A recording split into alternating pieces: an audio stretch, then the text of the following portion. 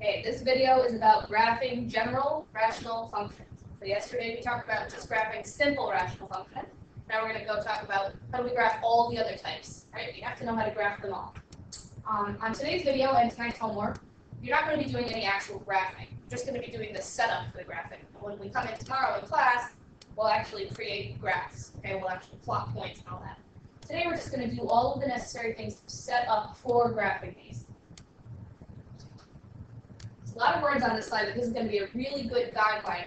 These are the 5 things that you need to do before you can graph this function. So the function that I gave you here isn't filled in. I just used the general form f of x equals p of x over q of x.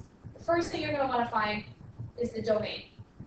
As we know, the domain for these is going to be all real numbers except for where the denominator equals 0. So you see how I wrote x is all real numbers except where q of x equals 0. So you'll find your domain first by figuring out what x can't be, because it would give you 0. The vertical asymptotes are the same. They're located at each of those places, because that's where the graph would be undefined. So your vertical asymptotes will be located at the same places as your domain exceptions. For the horizontal asymptote, and this is where it gets a little bit tricky and you have to think, the location of your horizontal asymptote is going to depend on the degree of the numerator and the denominator. The degree of p and the degree of q. Now remember, degree is the highest exponent.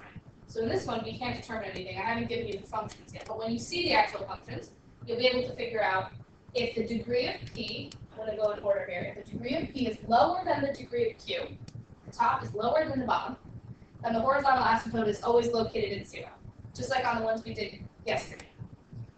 If the degrees are equal, if the degree of p is equal to the degree of q, then it's like the second half of what we did yesterday. The horizontal asymptote will be located at the coefficient divided by the coefficient, the leading coefficient over the leading coefficient. And then the third option is, what if the numerator degree of p is bigger than the degree of q, in which case there is no horizontal asymptote, we'll just write none. All right, and then moving down the list, the next thing you're going to be asked to find is the y-intercept. You can find the y-intercept of any function, not just this type of function. So we've been talking about them all year. You find the y-intercept by making x equal to 0 and the whole thing. Just figure out what y is. We'll do an example. You'll see that's pretty simple. And then the x-intercepts, sometimes there's 1, sometimes there's 2, sometimes there's more than that, sometimes there's none. They are located at each real 0 of the numerator. So this time you would set the numerator equal to 0 and figure out your solutions for x to get your x-intercepts. All right, let's go through an example so you can see how this is going to work. Y equals 6 over x squared plus 1. First thing I want to do is look at that and see if I can factor anything, which I can't. There's nothing to factor on the top. There's nothing to factor on the bottom. If that had said x squared minus 1, I would have written it as x plus 1, x minus 1. But it's not factorable the way it is now. So I'm ready to go start filling in my information. So the domain is going to be located at all real numbers except for, right, we need to look at where the denominator is going to be equal to 0. When you take this denominator, x squared plus 1, instead of equal to 0, and you try to solve it, the first thing you would do is subtract 1. X squared equals negative 1. As we know, when we take the square root of both sides here, we're going to end up with an imaginary number. I don't want any imaginary numbers on these at all. We can't graph imaginary numbers. They're useless to me. So in this case, the domain is going to be all real numbers with no exceptions, because x is never going to equal 0, not a real value for x. So we're going to leave it at all real numbers. For the vertical asymptotes then, if it's located at each real 0 of the denominator, well, there aren't any real zeros of the denominator, which means there are no vertical asymptotes. For a horizontal asymptote, I have to check my degrees. The degree of the numerator here, well, if there's no x on top, the degree would be 0. The degree of the denominator is 2 because it's x squared. So I'm looking at one of these cases where the degree of the numerator is lower than the degree of the denominator. Therefore, the horizontal asymptote is located at y equals 0. You can see how this is all helpful to do before you start graphing it. So you would be able to now draw in your asymptotes. The y-intercept is going to be located at whatever y is when I plug in 0 for x. So I plug in 0 for x, I get 6 over 0 squared plus 1, which is just 6 over 1, so just 6. So 0, 6 is going to be my y-intercept. And then my x-intercept is going to be located at each real 0 of the numerator. So you can take your numerator, 7 equal to 0. Well, there's no x involved here, so you're not going to be able to solve this. X doesn't equal 0. There are no x-intercepts for this graph. Let's try another one. These are all different, right? Depends on functions that are given to you. In this one, I'm going to look for something to factor. I can see right off the bat, I'm going to be able to factor this denominator into x minus 3x plus 3. So I'm going to do it at the beginning. Get my domain. The domain is going to be all real numbers except for the two places where the denominator would give us undefined. So we want x to not equal positive 3 or negative 3. Right? If I plugged either one of those into my denominator, it would give me 0, which is undefined.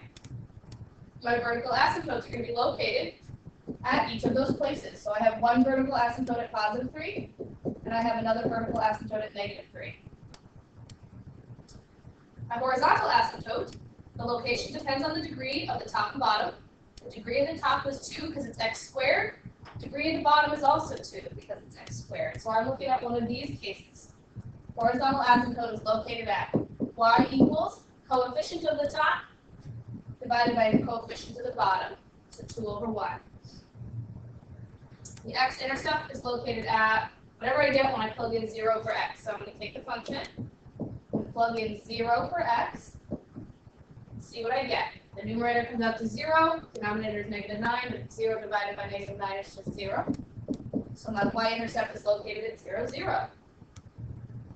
And then my x-intercept is going to be located at each real 0 of the numerator. This time there is an x in the top, so I can go ahead and solve this equation. Divide both sides by 2, x squared equals 0, square root of 0 is 0. So therefore I have an x-intercept located at 0, 0 as well. Let's try another example. Anything to be factored you should do at the beginning, so it looks like I can factor the top, because x plus 4, x minus 1. Might have to use that later. All right, my domain, x is going to be all real numbers, except for the thing that makes it undefined, so x cannot equal 2. You look at that denominator, right? 2 minus 2 would give us 0. Vertical asymptotes are located at each of those places, so x equals 2 is going to be one of my vertical asymptotes. Horizontal asymptote depends on the degree. This time I'm looking at degree 2 on top, it's x squared, and degree 1 on bottom. So I have one of these situations.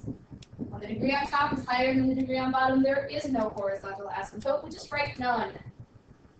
The x-intercept, we have to plug in 0 for everywhere we see x. So the top would be 0 squared plus 3 times 0 minus 4 over 0 minus 2. Obviously, you don't have to write this all down. You can do that in your head.